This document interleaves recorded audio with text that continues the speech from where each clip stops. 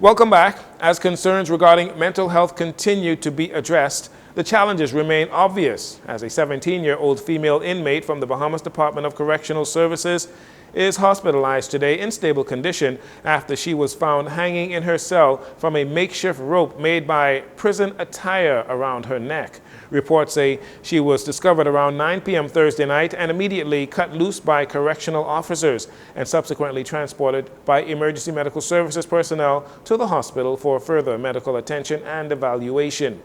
Investigations are ongoing into that incident. A man who vandalized the Christopher Columbus statue in 2021 while trespassing on the grounds of Government House pled guilty while in court on Wednesday. Shavandez Smith, 40 years old, pleaded guilty to causing damage and trespassing when he appeared before Senior Magistrate Kendra Kelly. In October of 2021, Smith entered Government House grounds and started smashing the monument of Christopher Columbus by using a sledgehammer, causing about $2,000 in damage.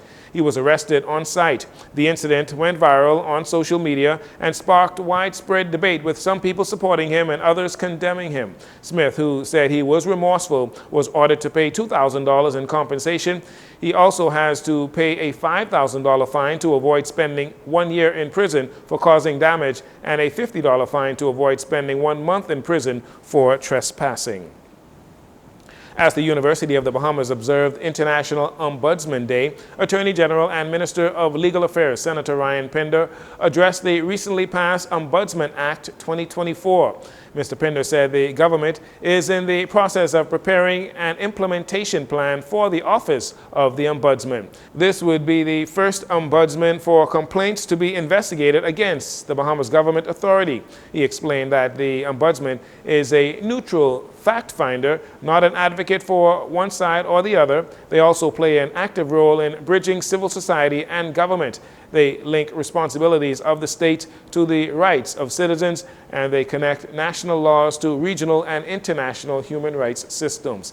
He said a part of the objective is to promote transparency, accountability, and integrity in the administration and decision-making of authorities, and to ensure protection of fundamental rights and freedoms of citizens. While speaking at the Rotary Club of Nassau this week, Tourism and Aviation Director Dr. Kenneth Romer talked about the government's plans to empower the Family Islands through tourism and aviation.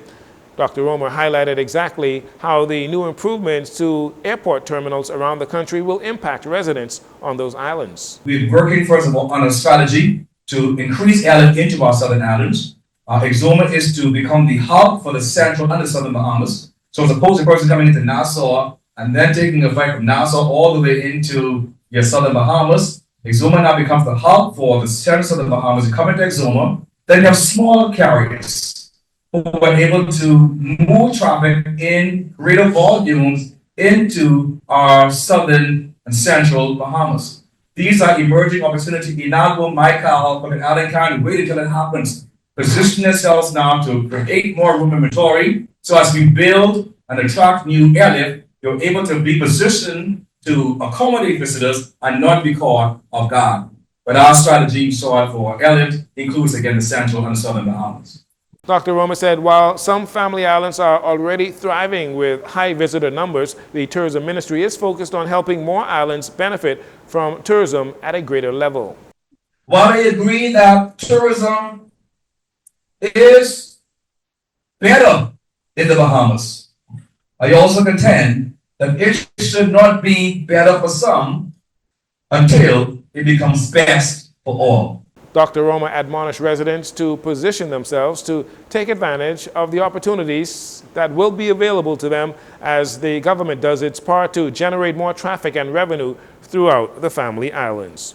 And finally, more than 60 educators from Abaco, Eleuthera, Grand Bahama, Cat Island, and New Providence participated in Brief's annual Eco School Bahamas workshop at the New Providence Community Center, Blake Road. Presenters throughout the day underscored the importance of empowering students to be advocates for sustainability in their schools and communities. The teachers were given the tools and information to start their journey to becoming green flag schools throughout the country.